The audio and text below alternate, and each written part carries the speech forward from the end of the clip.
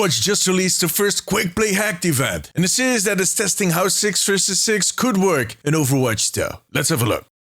As we discussed in the previous video, the Overwatch team announced a series of test events that they have lined up for this season, Season 13, and for the next season, which is Season 14.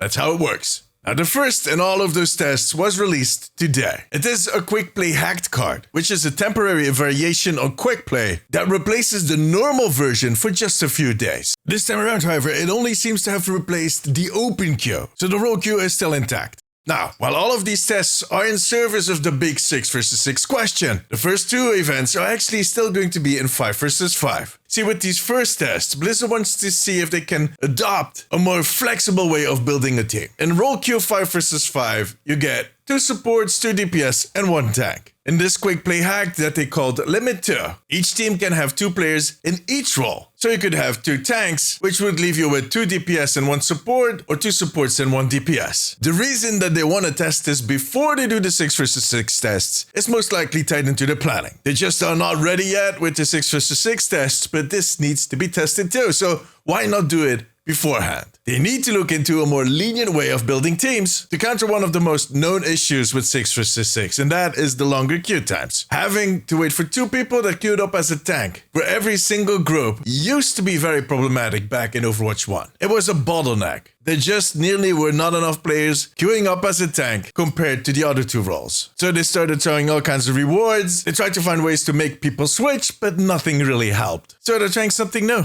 On the other hand, I think we can all kind of predict what is going to be the outcome of this new system, or at least what the issues are going to be. See, having a solo DPS in your group isn't that bad. I mean, nowadays most tanks and even support players often kind of outdamage the DPS players. But having a solo support player, that is going to be a bigger issue. I also expect a lot of teams to just end up with the more classical format. So that is 1 tank, 2 DPS, and 2 supports. But since nobody queued up, since it is not with the role queue, there are going to be instances where a support player is going to be forced to play a tank because they were the last one to load into the game, which is either going to end up in a disaster, or it is going to start off a leavers parade, where one after the other player joins the team and leaves again.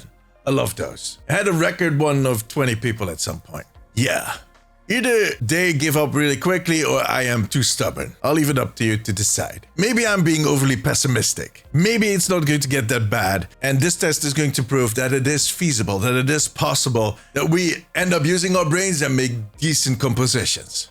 Yeah. In any case, later in this season, in the second half, they're going to keep building on this test with another quick play hack that is going to be called Kingmaker. It is the basic same rule set, except that the one player that is left behind all by himself, so either the solo tank, DPS, or support, are going to get a boost. And that might help in certain scenarios. We'll see. Like I always say, try it before you hate it. I'm actually working on a t-shirt. Keep an eye on my shop.